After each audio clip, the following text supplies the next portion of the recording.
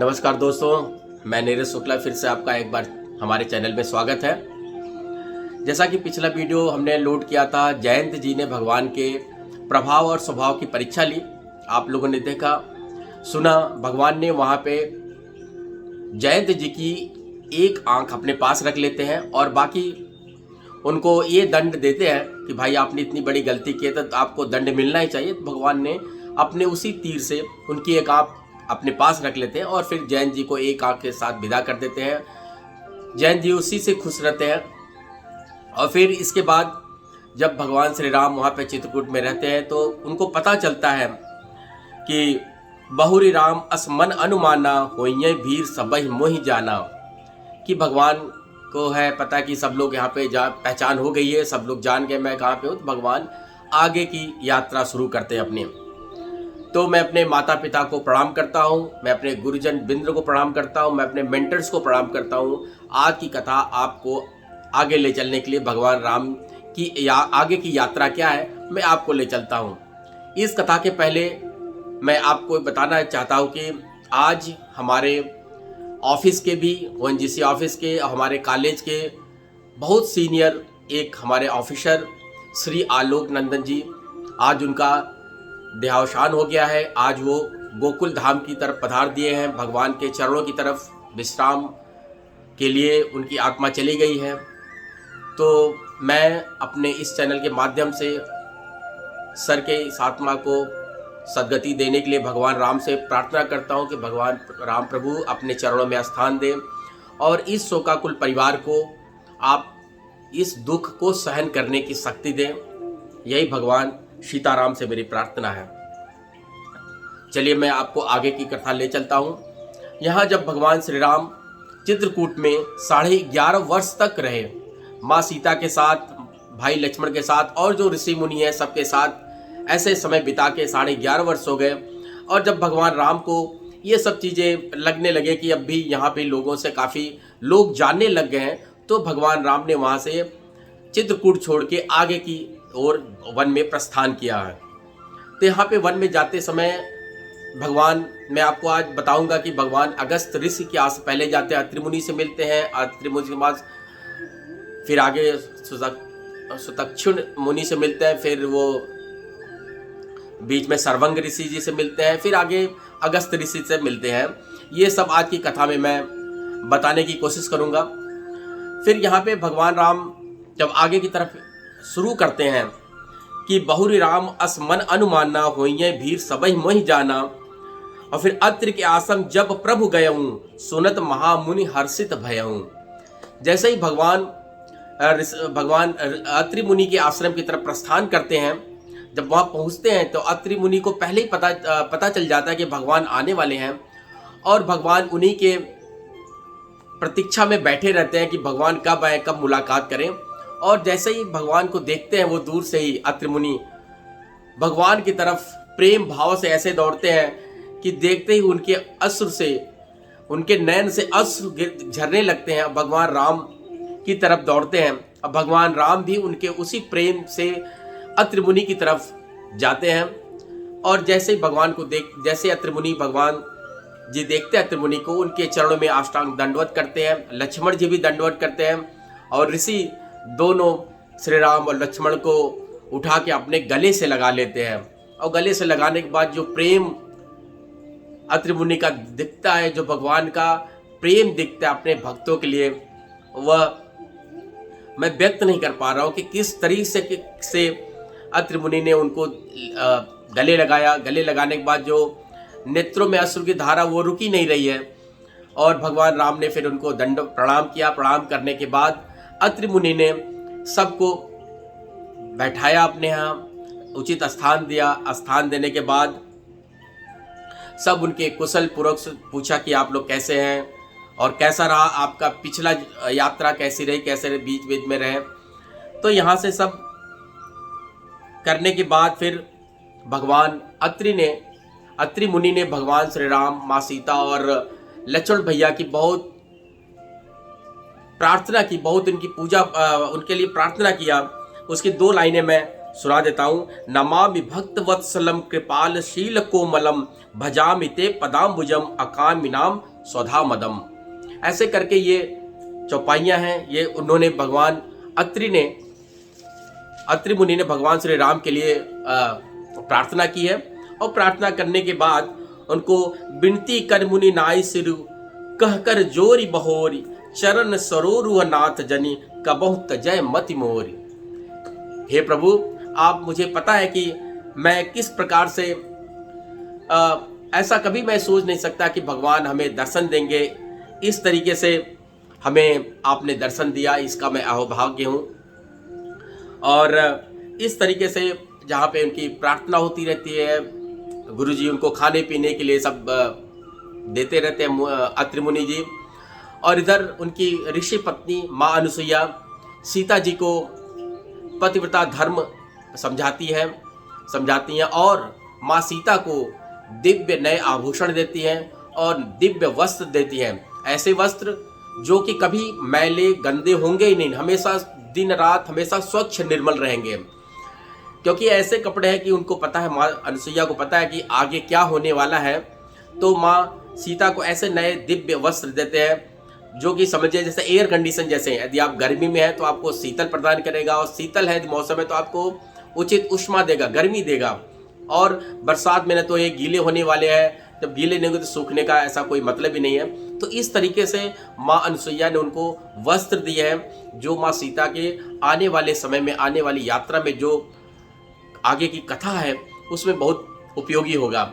और माँ अनुसुईया ने माँ सीता को पतिव्रता धर्म समझाया है कि किस तरीके से रहना है अपने।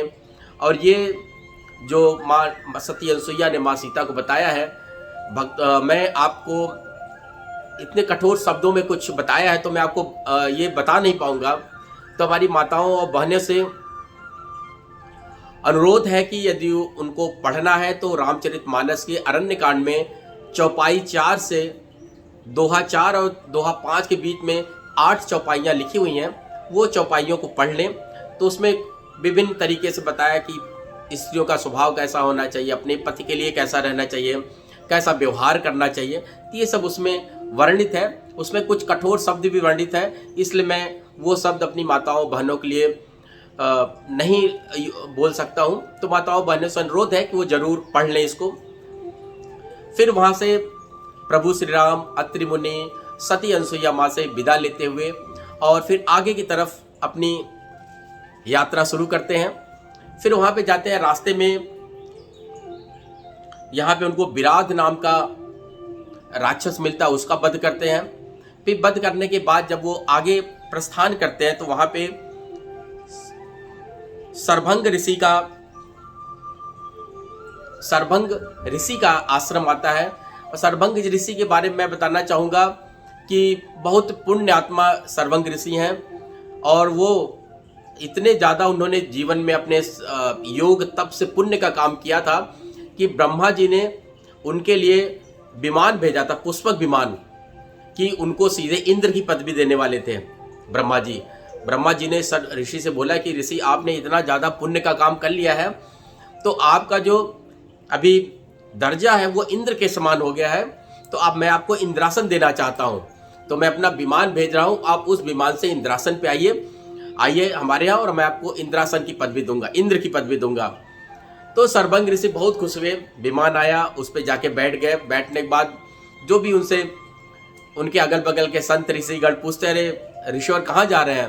तो बोलते, अरे मैं तो अभी ब्रह्मा जी ने मुझे बुलाया है और मैं अब जा रहा हूँ इंद्र की पदवी लेने। तो उधर से एक संत बोलते हैं कि अरे संत जी, सरभंग ऋषि आपसे मिलने के लिए भगवान श्री राम चित्रकूट से निकल चुके हैं, वो चित्रकूट से निकल चुके हैं, वो आपसे मिलने के लिए आ रहे हैं। जैसे ही सरभंग ऋषि ने सुना कि भगवान श्री राम, माता सीते और लक्ष्मण सब इधर की तरफ आ रहे, तुरंत वो उस विमान से कूद पड़े। क्या कि मुझे इंद्रलोक नहीं जाना और मुझे इंद्र नहीं बनना है, जिसके लिए मैं जन्म जन्म से तपस्या कर रहा था, वो दर्शन देने के लिए जब मेरे पास आ रहे हैं तो मुझे किसके लिए जाना है। तो सरभंग ऋषि जी बैठे रहे, उनसे पूछे कि भाई भगवान श्री राम किस रास्ते से आएंगे, वो रास्ता मुझे बता दिए। तो ऋषि तो उनके जो सहयोगी ऋषि बोलते हैं कि ऋषिवर वो इस रास्ते आप देख रहे हैं जो रास्ता, उस सामने वाले रास्ते से भगवान श्री राम, माँ सीता और लक्ष्मण जी आएंगे। तो यही उद्देश्य देख के और सर्वंग ऋषि टकटकी लगाए रहते हैं कि कैसे प्रभु राम आए और मैं उनसे दर्शन करूं। जैसे ही सर्वंग जी आते हैं, पुनि आए जहां मुनि सर्वंगा, पुनि आए जह मुनि सर्वंगा, सुंदर अनुज जानकी संगा। और फिर वहां पे जैसे ही आते हो देखते हैं कि फिर भगवान का प्रेम और मुनि सर्वंग जी का जो विशेष लगाव रहता है, वो उनको देखते हुए एक टकटकी लगाए देखते रहते हैं और इतना प्रेम में डूब जाते हैं भगवान के, उनको बैठने के लिए भी नहीं बोलते हैं। भगवान ऐसे ही खड़े हुए हैं, माँ सीता खड़ी है, सब लोग ऐसे खड़े हुए तीनों लोग, और सर्वंग ऋषि जी बस प्रार्थना किए जा रहे हैं और उनके आंखों से अश्रु बहता चला जा रहा है। और फिर उन्होंने देखा कि जब सब कुछ अब मैंने देख लिया तो इस जीवन का रहना क्या है।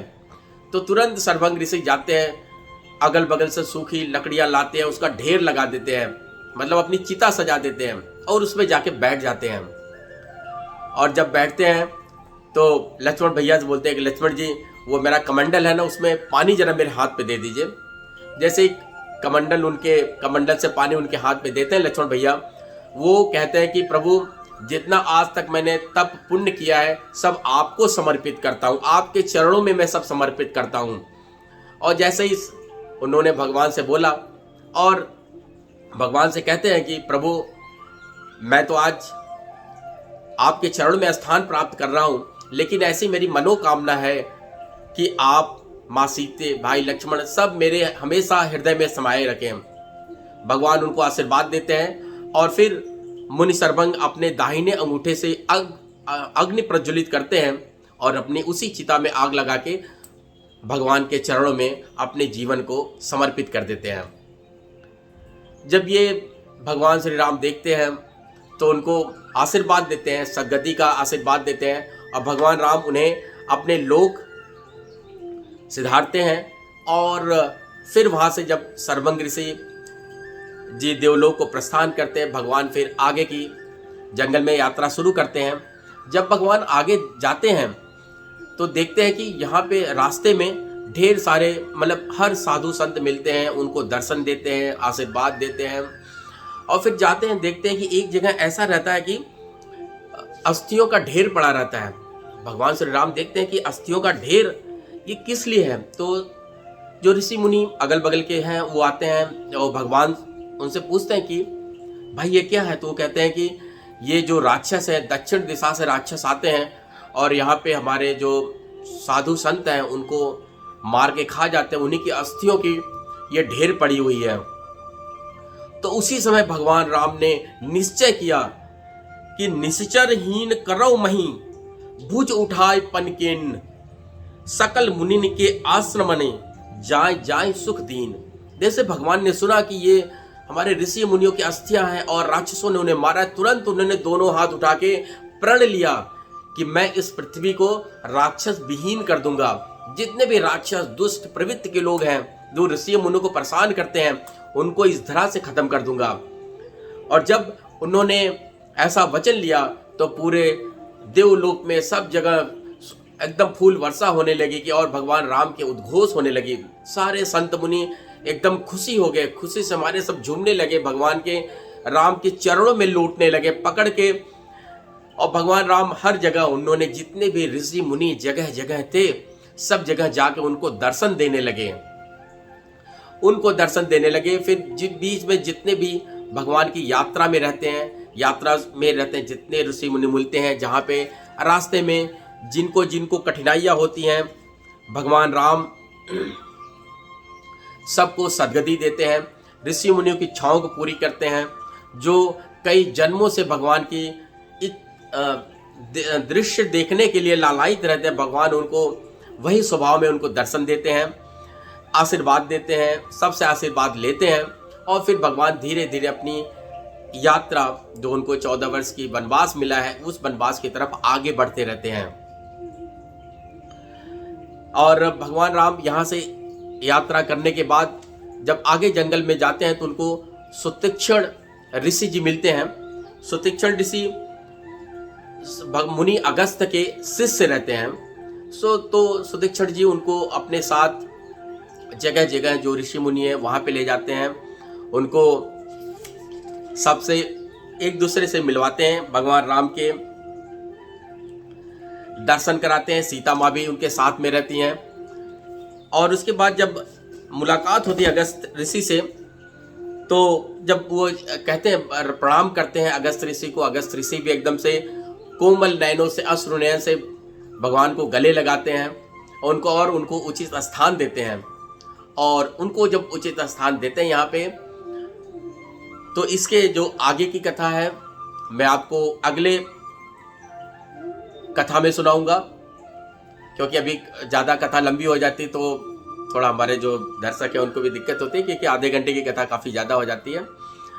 तो मैं यहाँ पे आप लोग से विराम चाहता हूँ। आगे अगस्त ऋषि की जो भगवान से मुलाकात होगी, वहाँ पे भगवान उनको एक बाण देंगे, जिस बाण के कारण भगवान राम, उसी बाण से भगवान श्री राम रावण का वध करेंगे।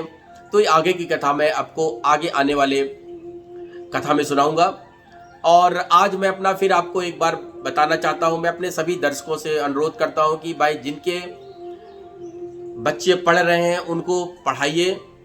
और देखिए, बच्चों जो मन लगा के पढ़ रहे हैं, जिसमें मेहनत करने की इच्छा है, उन्हें और भी आप आगे बढ़ने के लिए प्रेरित करते रहें, उनको खूब प्रेरित करें और उनको उचित सुझाव भी दें, पढ़ने का तरीका बताएं।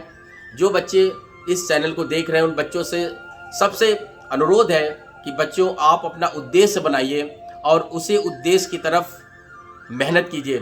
ऐसा नहीं कि मैं 10 के बाद उद्देश्य बनाऊंगा, 12वीं पास करने के बाद उद्देश्य बनाऊंगा, ग्रेजुएशन करने के बाद उद्देश्य बनाऊंगा। बच्चों, यदि इस तरीके से हमारा रहेगा तो हम बिना उद्देश्य के ही पढ़ाई कर रहे हैं। हमारे लिए कोई उद्देश्य नहीं, तो हम किसके लिए पढ़ाई कर रहे हैं। जब हम एक यात्रा शुरू करते हैं तो हमारा वो एक उद्देश्य रहता है कि हमें कहाँ तक पहुँचना है। जब हमें उद्देश्य पता चल गया तो उसके अनुसार ही आदमी मेहनत करने लगता है। तो बच्चों, मैं उन बच्चों से कर रहा हूँ कि जो अभी तक अपना जीवन का, पढ़ाई का उद्देश्य नहीं बनाए, पहले उद्देश्य बना लें और उस एम, उस टारगेट की तरफ मेहनत करते रहें।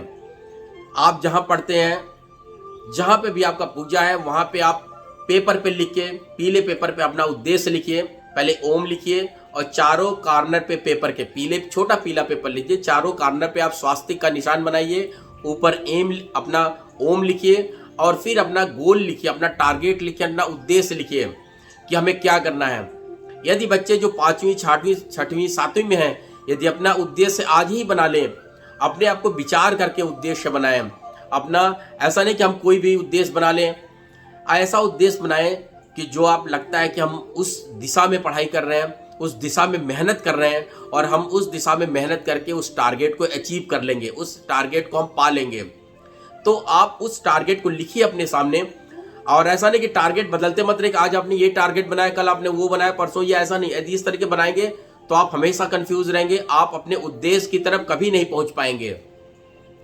तो आप पहले अपना उद्देश्य बच्चों फिक्स कीजिए, सेट कीजिए कि आपको जीवन में करना क्या है और फिर उसी उद्देश्य को अपना रखिए। हमेशा रोज उस उद्देश्य को, उस एम, टारगेट को कम से कम दिन में 10 बार देखिए और हमेशा अपने दिमाग में सोचते रहे कि भाई मुझे यही बनना है, यही काम करना है। और जब आप उद्देश्य थोड़ा अपने, आपका जो पढ़ने का लेवल है उससे उद्देश्य ऊंचा बनाइए। जब आप ऊंचा उद्देश्य बनाएंगे तो आपको और पढ़ने में मन करेगा और लोगों की मदद मिलेगी और भगवान की कृपा होगी आपके ऊपर और माता पिता का भी आशीर्वाद, स्नेह बनेगा आपके ऊपर। जब आप इस तरीके से पढ़ाई करना शुरू करेंगे, देखिए 1 महीने में आपके अंदर किस तरह का परिवर्तन आता है, किस तरीके से आपकी लाइफ चेंज हो जाएगी। जहाँ पे हम टाइम ज़्यादा आजकल मोबाइल में दे रहे हैं, टेलीविज़न सीरियल में देखने में दे रहे हैं, वो सब आप छोड़ देंगे। केवल आपका सिंगल टारगेट, सिंगल एम रहेगा कि हमें उद्देश्य को कैसे प्राप्त करना है, कैसे अचीव करना है। कोई भी उद्देश्य असंभव नहीं है, कठिन जरूर है, मेहनत जरूर है, लेकिन असंभव नहीं है। 1, 2, 3, 4 अटेम्प्ट में तो जरूर मिल जाएगा मेरे बच्चों। बस आपको लगे रहना है। और लगे रहना ये नहीं मतलब नहीं है कि आप पढ़ाई कर रहे हो, आपका व्यवहार बदल रहा है, नहीं, व्यवहार भी कोमल होगा, विनय मिलेगा आपको। विद्या ददाति विनयम, जैसे जैसे आप पढ़ाई करेंगे लोगों के प्रति आपका भाव विचार व्यवहार बदल जाएगा। जहाँ पे कभी आप गुस्सा होते होंगे वो सब बदल जाएगा। आप में जहाँ लालच होगी वो बदल जाएगा। आप जो बड़ों लोगों का आदर सम्मान करते हैं वो बदल जाएगा। हमेशा सम्मान बढ़ जाएगा आपका लोगों के लिए, प्रेम बढ़ जाएगा, माता पिता के चरणों में अनुराग बढ़ जाएगा आपका। तो मेरे प्यारे दोस्तों, बच्चों, मैं आपसे यही अनुरोध करता हूं कि आप हमेशा एक उद्देश्य की तरफ, एक गोल की तरफ पढ़ाई कीजिए और भगवान आपकी जरूर मदद करेगा। ऐसा मेरा विश्वास है, क्योंकि मैंने खुद वो चीज़ अनुभव किया हुआ है अपने जीवन में और वही मैं आपको बता रहा हूँ। मैं ऐसा कोई बहुत ज़्यादा नई चीज़ नहीं बता रहा हूँ, क्योंकि आप अपने व्यवहार में, आचार में जो अगल बगल देखते हैं वही मैं आपको बता रहा हूँ। आप जानते सब हैं, लेकिन इसको हम अपने लाइफ में इम्प्लीमेंट नहीं कर पाते, उसको हम अपने जीवन में उतार नहीं पाते हैं। जब कभी आपको कोई डांटता है, कोई बोलता है, तब वो तुरंत आपको दिमाग में क्लिक करता है, नहीं यार मुझे पढ़ना है। तो मेरे दोस्तों, मेरे बच्चों, आप उद्देश्य बना के पढ़ाई कीजिए। उद्देश्य हमेशा आपसे टफ होना चाहिए, कठिन उद्देश्य होना चाहिए, जिसको पाने के लिए आपको खूब मेहनत करनी पड़े। आप पढ़ाई कीजिए, जो भी हमारी तरफ से सेवा होगी मैं आपको देता रहूँगा, आपका उत्साह वर्धन करता रहूँगा, आपको एक पॉजिटिव एनर्जी देता रहूँगा, जिससे आप अपने जीवन में हमेशा आगे बढ़ते रहें। और हमेशा भगवान से रोज 1 मिनट प्रार्थना कर लिया करिए कि प्रभु, मेरा जो उद्देश्य है उसको प्राप्त करने में आप मेरी सहायता करें। बस यही आपको बोलना है। और जो भी आपको मिला है भगवान को समर्पित कीजिए कि भगवान जो भी कुछ है वो सब आपके कृपा से है, और जो भी मिलेगा सब आपकी कृपा से रहेगा और आपके चरणों में ही मैं अर्पित करूंगा, अर्पित करता हूं। जब आपने ये भगवान को समर्पित कर दिया तो सब कुछ भगवान का है और सब कुछ आपका है। क्योंकि जब आपने भगवान को ही दे दिया तो जो भगवान आपको हजारों हाथों से देता रहेगा। आप कभी उसका सोचिएगा मत, कभी मत सोचिएगा कि भगवान मुझे नहीं दिया, भगवान मेरे साथ ऐसा क्यों नहीं करता। ऐसी बात नहीं है। भगवान परीक्षा तो लेगा कठिन, हमेशा पास करेगा आपको, ऐसा मेरा विश्वास है। परीक्षा दीजिए और पास होते रहिए, यही भगवान का आशीर्वाद है, यही हमारे माता पिता का भी आशीर्वाद है कि मेहनत करो, आगे बढ़ो और लोगों पे जितना आपको प्यार परोपकार करना हो करते रहिए। जीवन की यात्रा आगे चलती रहे। नमस्कार मेरे दोस्तों, मैं आज की कथा को यहीं विराम देता हूँ। फिर मैं अगले रविवार को आपके साथ मुलाकात करूँगा। मैं चाहता हूँ कि जो भी कथा आप सुनते हैं आप शेयर कीजिए लोगों से, क्योंकि सब लोगों के पास एक अच्छी समाचार पहुँचनी चाहिए जिससे सबको फायदा हो। नमस्कार, मैं भगवान से आशा करता हूँ कि आपका आने वाला समय बहुत ही अच्छा होगा। नमस्कार, धन्यवाद दोस्तों।